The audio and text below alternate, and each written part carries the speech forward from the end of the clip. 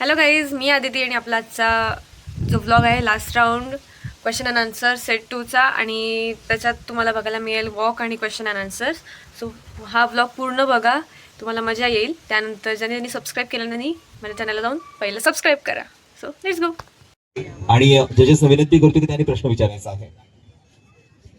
नमस्कार, मी सौ समृद्धी चेतन पवार.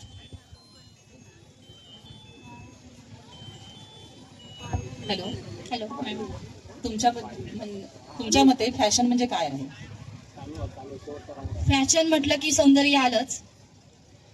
तुम्ही जे डोळ्यांनी बघता ते तुम्हाला खूप छान वाटतं, ते तुम्ही कायम लक्षात ठेवता.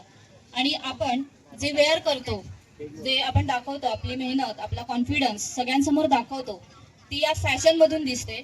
आपण काय घालताय हे महत्वाचं असतंच, पण तुम्ही त्यामध्ये किती कम्फर्टेबल आहात हे महत्वाचं असतं. सो माझ्यासाठी फॅशन म्हणजे तुमचं कम्फर्ट झोन आणि तुम्ही जे काही वेअर केलंय ते तुमच्या समोर उपस्थित असलेल्या प्रेक्षकांना किंवा तुम्ही ज्यांच्यासाठी वेअर करताय त्यांनाही आवडलं पाहिजे, एवढंच माझं मत आहे. थँक्यू.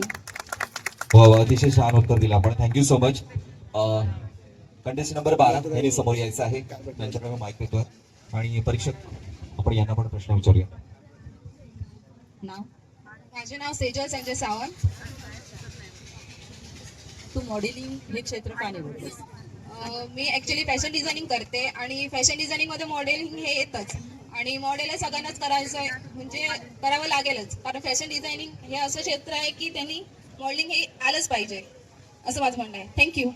ओके. अजून कुठला प्रश्न असेल का? नाही. Okay, thank you so much. आपण आपल्या जागेवर जाऊन थांबायचं आहे. स्पर्धक क्रमांक 13 यांनी समोर यायचं आहे. माईक आणि परीक्षक आपण आपला प्रश्न विचारूया.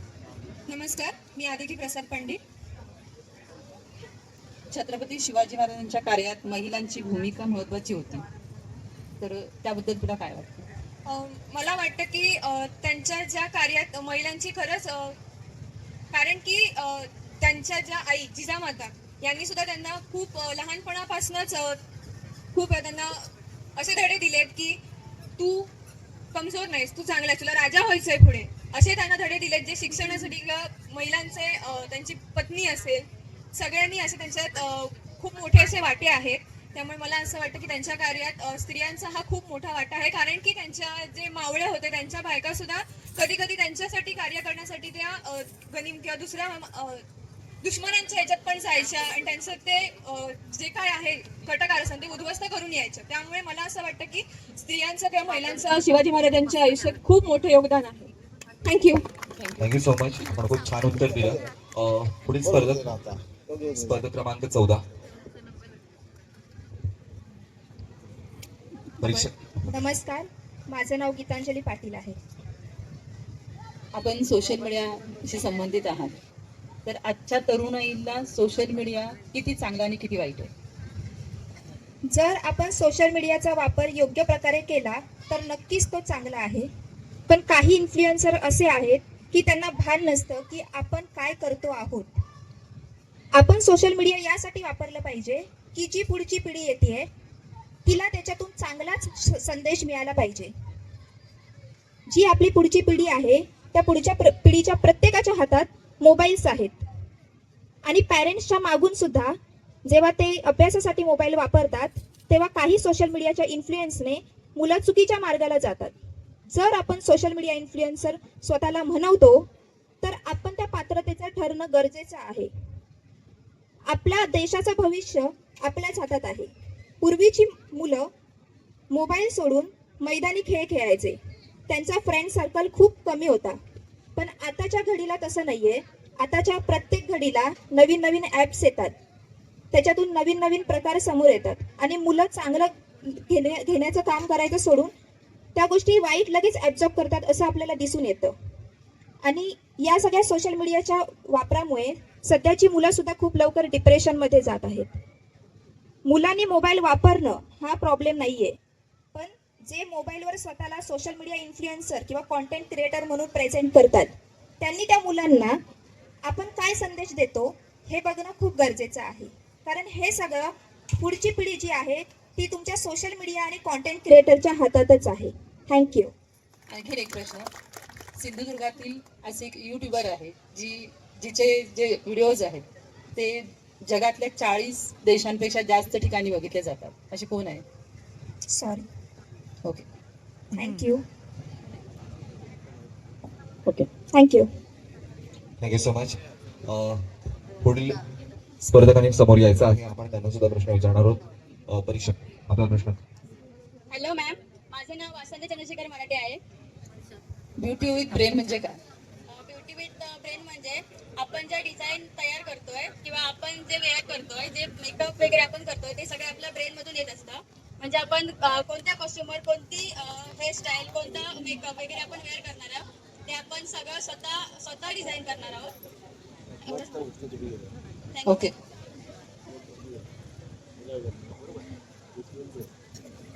Okay thank you so much.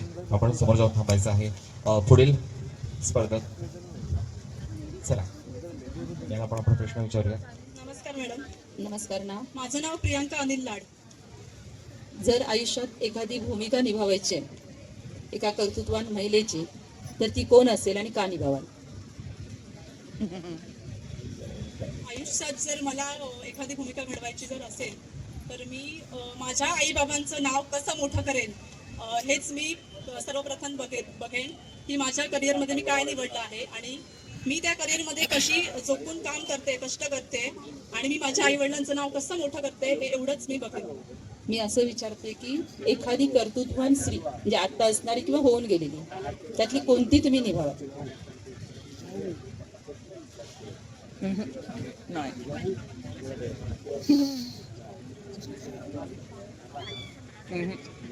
मी जर काही आपल्या भारत ह्या देशासाठी काही करायचं तर जर झालं तर मी झाशीची राणी हे थँक्यू. Thank you so much. आपण समोर जाऊन थांबायचं आहे. पुढील स्पर्धक यांनी समोर यायचं आहे. हॅलो मॅम, माझे नाव पूर्व संतोष करंडे. हल्लीच मराठी भाषा दिन झाला, तर मराठी भाषा आणि संस्कृती टिकवण्यासाठी काय करता येईल?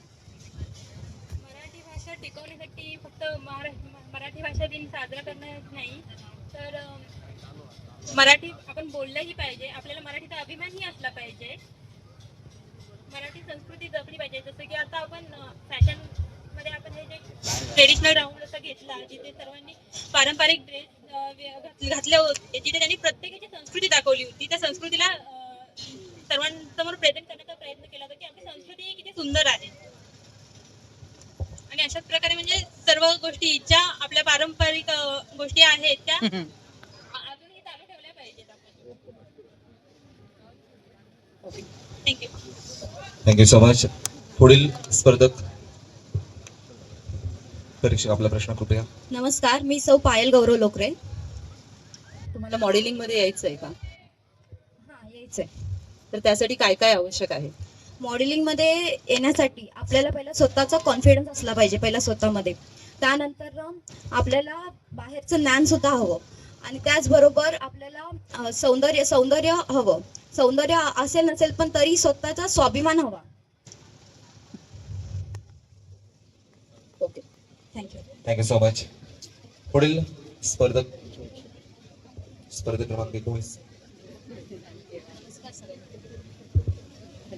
नमस्कार सगळ्यांना, माझं नाव आहे समीक्षा सिद्धार्थ वरवडे. तुम्ही फर्स्ट राऊंडला जो कॉस्ट्युम घातला होता तर त्यातून तुम्हाला काय सांगायचं होतं? ॲक्च्युली तो मी महाराष्ट्रीयन लूक केलेला. फर्स्ट ऑफ ऑल मला तो लूक, महाराष्ट्रीयन लूक खूप आवडतो आणि मी महाराष्ट्रात राहते आणि महाराष्ट्रात मी राहते ह्याचा मला अभिमान आहे. त्यामुळे मी कुठचाही दुसरा लूक न निवडता महाराष्ट्रीयन लूक निवडला आणि महाराष्ट्रीयन लूकमध्ये एखादी स्त्री खूपच छान दिसते इतर कुठच्याही कॉस्ट्यूमपेक्षा, म्हणून मी महाराष्ट्रीयन लूक निवडला. Okay thank you. Thank you so much. शेवटचा स्पर्धक म्हणजे स्पर्धक क्रमांक 20. नमस्कार सर्वांना, माझं नाव जर विसरलं असेल तर पुन्हा सांगते. हर्षदा भाग्यलक्ष्मी भरत माडगुत. तू असं सांगितलं होतंस की माझ्या नावातच हास्य आहे आणि आनंद आहे, तर आयुष्यातला खरा आनंद कसा मिळवता येतो? खरा आनंद खुश राहणं. प्रत्येक प्रत्येक गोष्टीत हसलं पाहिजे. हा माझा एक फंड आहे जीवनाचा. खूप प्रॉब्लेम्स प्रत्येकाच्या लाईफमध्ये येत असतात, पण त्याला आपण कसं सामोरे जातो हे सगळ्यात जास्त इम्पॉर्टंट असतं. जर आपण प्रत्येक वेळी विचार करताय या प्रत्येक वेळी माझ्या लाईफमध्ये असं का होत आहे, प्रॉब्लेम्स का येत आहे, आणि जर आपण त्याला सारखं पाणी देत राहिलो तर आपली लाईफ प्रॉब्लेम्सने भरूनच राहते. पण जेव्हा आपण त्या येणाऱ्या समोरून चॅलेंजला ऍक्सेप्ट करतो, त्याला एक स्माइल देतो आणि म्हणतो की मी तुला फेस करायला रेडी आहे, तेव्हा तेव्हा आपण आयुष्य खरं आनंदाने जगतो असं मला वाटतं. वा, अतिशय छान उत्तर. Thank you so much. ओके, परीक्षक आपले प्रश्न झालेत का सर्वांना विचार? Thank you so much. परीक्षकांना पुन्हा एकदा धन्यवाद देतो. आणि मी सगळ्यांना विनंती करतोय की जाता जाता आपल्या अदाकारीचा किंवा आपल्या फॅशनचा जन्म आमच्या सर्व रसिक प्रेक्षकांना मिळू देत. कंटेस्ट नंबर 11 ते 20 आपण सगळ्या प्रेक्षकांचा निरोप घ्यायचा आहे. पण अजूनही स्पर्धा संपलेली नाही. आपल्याला निकाल सुद्धा बघायचा आहे की या स्पर्धेचा विजेता कोण असेल.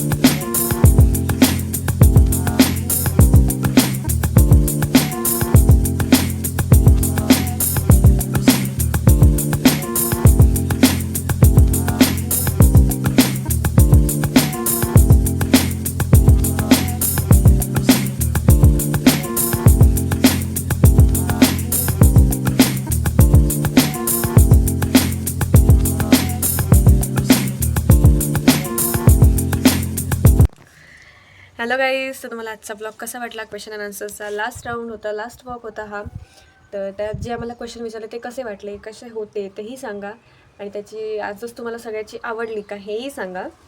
आणि आता लास्ट पार्ट येणार आहे रिझल्टचा, सो तो बघण्यासाठी पण स्टेट येऊन तुम्हाला त्या ब्लॉगमध्ये म्हणजे असं अनएक्सपेक्टेड गोष्टी घडलेल्या आहेत, तुम्हाला बघायला नक्की मजा येईल. सो स्टेट येऊन. आणि आजचा ब्लॉग आवडल्यास लाईक शेअर सबस्क्राईब जरूर करा, कमेंट पण करा. आणि माझा लुक आणि माझ्या क्वेश्चनचा आन्सर तुम्हाला कसं वाटलं हे कमेंट करून मला नक्की सांगा. Bye, thank you for watching.